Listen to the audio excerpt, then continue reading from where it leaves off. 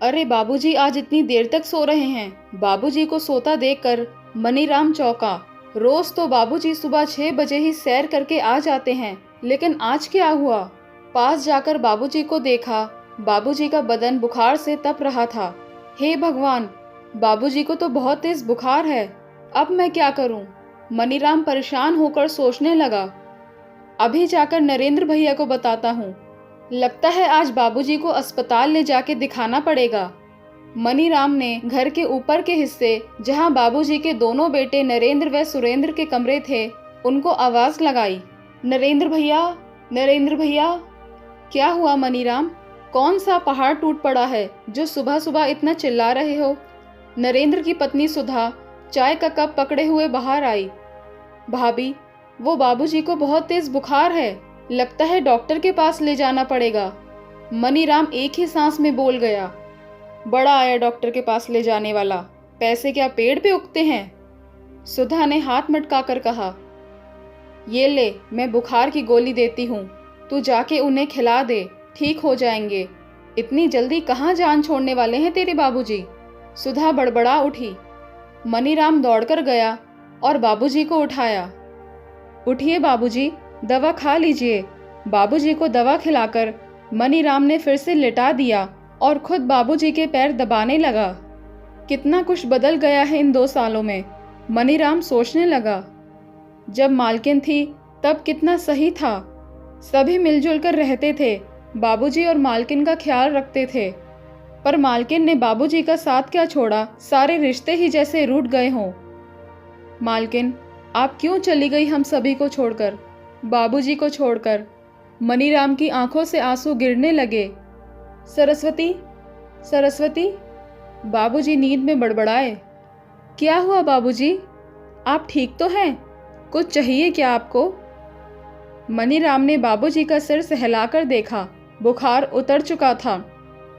हाँ रे मनी, ठीक हूँ।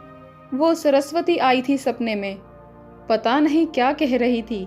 बाबूजी बैठते हुए बोले। क्या कह रही थी मालकिन? मनीराम ने मुस्कुरा के पूछा। अरे मेरी चाय। बाबूजी ने आसपास नजर डाली। मनीराम समझ गया कि बाबूजी को चाय की तलब लग रही है और वो चाय पिए बिना कोई बात नहीं करेंगे। अच्छा, आप जब तक सोचिए कि मालकिन ने क्या कहा, तब तक मैं चाय लेकर आया। मनीराम इस घर में कई सालों से काम कर रहा था। बाबूजी के पैतृक गांव का था। घर के गार्डन में बने एक कमरे के सर्वेंट क्वार्टर में अपनी पत्नी राधा के साथ रहता था। घर बाहर के सभी छोटे बड़े काम वो और उसकी पत्नी करते। बदले में जो पगार मिलती वो दोनों के लिए काफ़ी थी। बाल बच्चे कोई थे नहीं, इसलिए कभी बाहर जाकर काम करने का सोचा नहीं। राधा बाबूजी के बड़े बेटे सुरेंद्र की रसोई में काम कर रही थी। मनीराम ने रसोई के बाहर से आवाज़ लगाई। राधा, ज़रा बाबूजी के लिए चाय बनाना। राधा कुछ कहती, उससे पहले सुरेंद्र की पत्नी कामिनी बोली, आज बाबूजी के खाने पीने की बारी सुधा के घर है, यहाँ नहीं।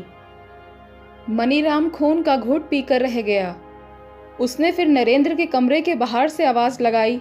भाभी, बाबूजी का बुखार उतर गया है, चाय पीना चाहते हैं।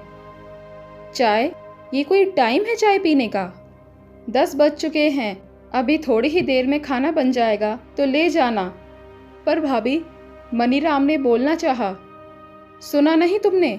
जब खाना बने तो ले जाना, बार बार चाय मुझसे नहीं बनेगी। और राधा कामिनी भाभी का काम कर रही है। राधा, ओ राधा, मनीराम चीखा। क्या हुआ जी? राधा दौड़ी आई। चल अपनी कोठरी में 1 कप बढ़िया चाय बना दे बाबूजी के लिए। जी अभी लाई कहकर राधा कोठरी में जाने लगी। सुधा और कामिनी दोनों अपने अपने कमरे में चली गईं। कैसी औरतें हैं ये दोनों। जिस आदमी के आलीशान घर में रहती हैं, उसे ही दाने दाने को मोहताज कर दिया है। मनीराम बड़बड़ाते हुए बाबूजी के पास आया। क्यों अपना खून जलाता है? यहाँ तो रोज का यही नाटक है। क्यों नहीं तू भी चला जाता मुझे छोड़कर? बाबूजी ने दुखी होकर कहा। अब तो सहन नहीं होता रे मनी, ये रोज रोज का तिरस्कार, अपमान। सरस्वती ने मुझे राजाओं की तरह रखा इस घर में, और अब ऐसी हालत हो गई है कि लगता है मैं इस घर का एक नौकर हूँ। कोई भी धुतकार देता है मुझे। बहुएं तो दूसरे घर से आई हैं, पर बेटे तो मेरे खुद के हैं। उन्हें भी बाप की कोई परवाह नहीं है। किस हाल में हूँ मैं, किसी को कोई मतलब नहीं है। इतने में राधा चाय लेकर आ गई।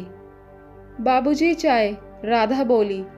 अब तो मन करता है छोड़कर चला जाऊं इस घर को। बाबूजी ने चाय पीते हुए कहा। आप क्यों जाएंगे बाबूजी? अचानक ही राधा, जो कि चुपचाप खड़ी थी, बोल उठी।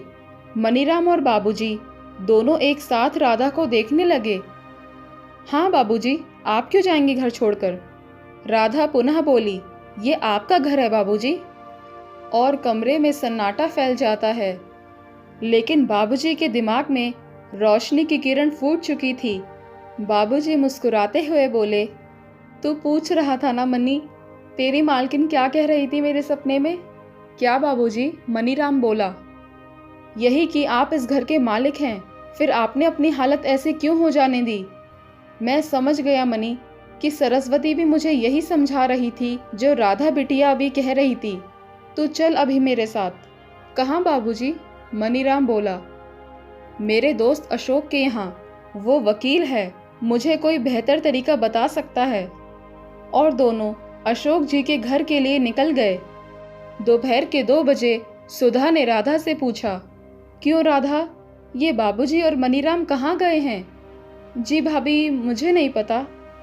राधा ने चुप्पी साध ली। तभी बाबूजी और मनीराम वापस आ गए। लो आ गए मालिक साहब, इनके इंतजार में तो इंसान दिन भर ही बैठा रह जाए। जब मर्जी होगी आएंगे, जब मर्जी होगी जाएंगे। सुधा ने ताना कसा। हाँ सुधा बिटिया, अब से ऐसा ही होगा। बाबूजी ने स्वाभिमान के साथ कहा।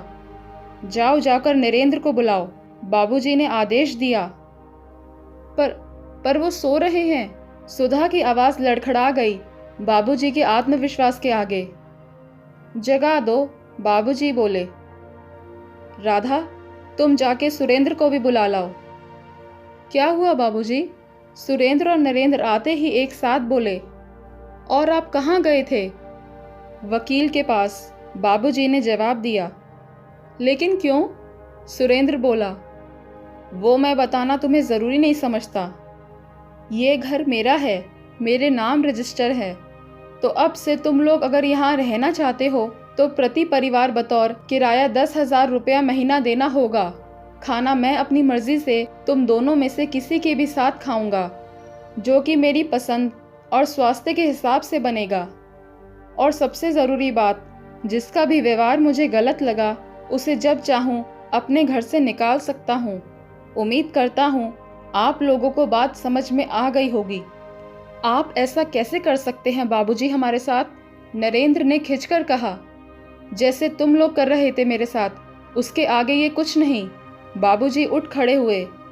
और हाँ मनी, तुम और राधा यहाँ मेरी मदद के लिए हो, किसी और के लिए नहीं। आइंदा ध्यान रखना, वो अपने काम के लिए किसी और को रख सकते हैं, बाबूजी ने जाते जाते कहा। तो मनीराम और राधा उनके पीछे हो लिए और बाकी सभी उन्हें देखते ही रह गए। बाबूजी फिर एक बार अपने घर के राजा बन चुके थे। तो दोस्तों, कैसी लगी ये कहानी आपको? अगर कहानी अच्छी लगी हो तो वीडियो को लाइक करके चैनल को सब्सक्राइब ज़रूर कर लेना और साथ ही बेल आइकन को प्रेस करना बिल्कुल मत भूलना। तो मिलते हैं अगली किसी कहानी में। तब तक के लिए अपना ध्यान रखें।